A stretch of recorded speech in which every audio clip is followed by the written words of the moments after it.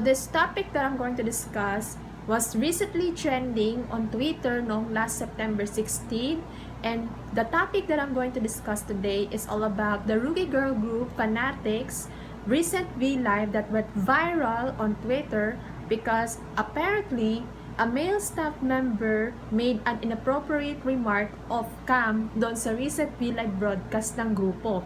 So before I start this video, don't forget to click like, subscribe to my channel, hit the notification bell para maging updated kayo sa mga videos na i-upload ko every week, and share the video. So to give you a glimpse of what really happened doon sa recent V-Live broadcast ng Fanatics back noong September 7 last week, here is what really happened. So the 4 out of the 8 members of Fanatics went live doon sa kanilang V-Live channel noong September 7. And in the picture that I'm about to show you, from left to right, the 4 members were Via, Chaylin, Doi, and Ryan held a broadcast to interact with the fans. Si Via yung naka-red na short dress, si Chaylin yung naka-light blue na long sleeve na shirt, si Doi yung naka-blue and yellow na shirt, and si Ryan yung naka-white na shirt and may tie siya. So doon sa recent V-Live broadcast na iyon, the members' legs were not covered with blankets whatsoever. Kasi 'di ba, usually pag may mga guests doon sa mga variety shows, especially girl groups, the hosts provided blankets para takpan yung mga legs nila para mai-prevent yung mga accidents na mangyayari when they are recording a variety show. Ang purpose kung bakit nag-V-Live yung 4 na members of Fanatics is because they held a special lottery drawing to see kung sining mananalo yung drawing na tig-draw ni Doi. And for the first few minutes of their V-Live broadcast, they have no blankets covered their legs. Around 11 minutes of their broadcast, we saw that a female staff member na naka-pink and white gave a purple jacket to Via and Chaylin first to cover their legs. And a few seconds later, the same female staff member gave a black jacket to Doi and Ryan. However, around the 13-minute mark of the broadcast, we can hear a male voice off-cam and parang sinisita niya yung staff member na yon. And he said, "What are you doing covering their legs up? We're trying to show them. Why are you covering it? Are you stupid?" Pagkatapos niya itong sabihin, we can hear sounds as if someone was being slapped. The slap sound was heard 2 times. So I'm going to show you the clip that was posted by @nabi_419, and doon sa 38-second mark of the video that she posted, the first slap was heard. 학교 산 거는 나 여기 좋은 And doon sa 49-second mark of the video, a second slap was heard. 아 진짜? 아샤추 맛있어. 맞아. 아, 저 진짜 아샤추 주나? As soon as the slap sound was heard, natigil yung 4 na members from talking while speaking in front of the camera doing their V-Live broadcast, and you can see dun sa mga mukha ng mga members that they felt uncomfortable after hearing the slap sounds made by the male staff, and then a few seconds later, they resumed their V-Live broadcast. And dahil dito sa insidente, many fans were very mad about doon sa insidente na yun na ginawa ng male staff member. Hindi lang dahil sa sinampal niya yung female staff member, but also the inappropriate remark towards the members. Parang ang awkward na may male staff member kayo na nasa sidelines watching the whole V-Live broadcast happening. Tapos all of a sudden we can hear tensions rising off-cam habang nag-broadcast yung 4 na members of Fanatics. So the fans are really worried about the situation na kinalalagyan ngayon ng Fanatics dahil doon sa V-Live broadcast na iyon. And here are some comments made by the netizens, and they said, "What kind of man is that male staff?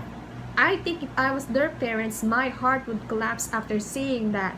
I feel so upset seeing the members' faces." So medyo mahaba yung broadcast na tig-held ng 4 na members of Fanatics, because the total time length of their broadcast was 49 minutes and 2 seconds. Pero yung clip na pinakita ko sa inyo a few minutes ago was from @nabi_419.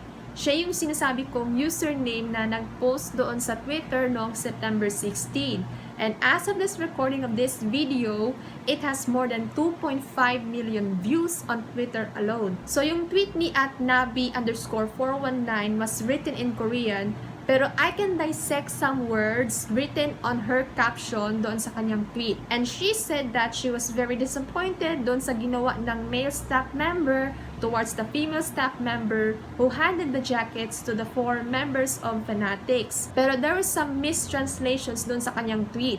And originally, it was said doon sa kanyang tweet na it was a female staff member. Pero, it turns out that it was not a female staff member, but another member of Fanatics na binigay yung jackets dun sa 4 na members of Fanatics na si Sika. So, si Sika pala yung nasa sidelines and siya pala yung nagbigay ng mga jackets to the 4 members of Fanatics. Kaya ito yung rason kung bakit yung hashtags apologize to Fanatics, hashtag protect Fanatics, and hashtag we love you Sika was trending on Twitter noong September 16. At dahil dito, many fans are calling out Fanatics' agency, which is Fent Entertainment, to release an apology regarding the incident.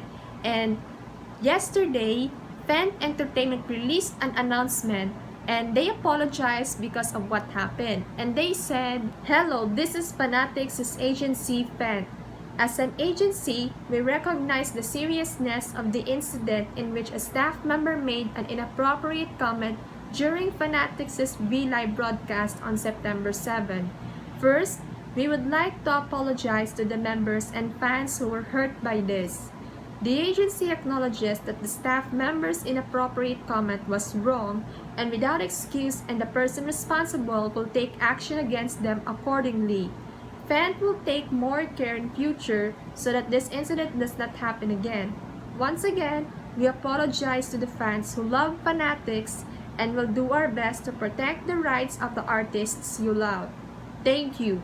Well, at least swift yung action ng Fent Entertainment para mairesolbahan yung issue that was made during the whole V-Live broadcast ng Fanatics. I know for myself that I am a Fanatics stan since their debut, because who am I kidding? All their title tracks are a bop, especially their recent comeback song, Vavi Girl. And I know that Fanatics has been around for more than a year since their debut, and this saddens me dahil here we have another case of an underrated girl group or underrated idol group for this matter, and they belong to a Nugu company na hindi well known doon sa mga K-pop fans, pero at least nai-expose agad-agad yung mistreatment and yung sexual harassment na ginawa ng male staff member para maging aware yung mga fans yung nangyayari behind closed doors. We may see idols smiling at the camera, feeling excited, pero behind closed doors, the story is entirely different.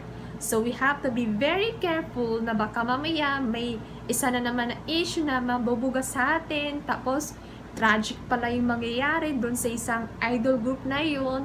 So, this is an eye-opener to everybody na even though that an idol group is underrated to some fans or most fans for that matter, we still need to appreciate them. And we have to protect those artists. Kasi this is a #1 problem in the K-pop industry. Yung mistreatment talaga. Pangalawa yung sexual harassment. Even though na napakaliit yung fandom ng Fanatics, stans, I know that with this video, I hope that everyone will be aware dun sa sitwasyon na kinalalagyan ng 4 na members of Fanatics. I know na unnamed pa rin yung fandom name ng Fanatics hanggang ngayon, pero hopefully we will get a fandom name soon. I just hope that the fans will start supporting Fanatics because of this.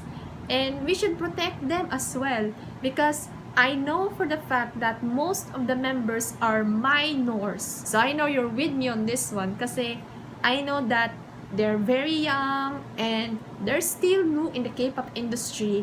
Pero hopefully they should be really careful in hanging out with male staff members na napakabastos, napakamanyakis, tapos wala namang respeto sa mga babae.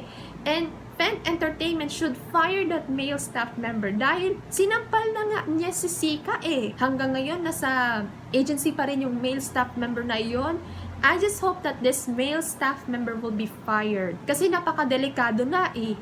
And I hope that this will not happen again in the future. So, I think maikli yung video na tig-record ko, pero hopefully, everybody will realize na kung gaano kadelikado yung mga idol groups coming from lugu companies or not famous na companies in the K-pop industry.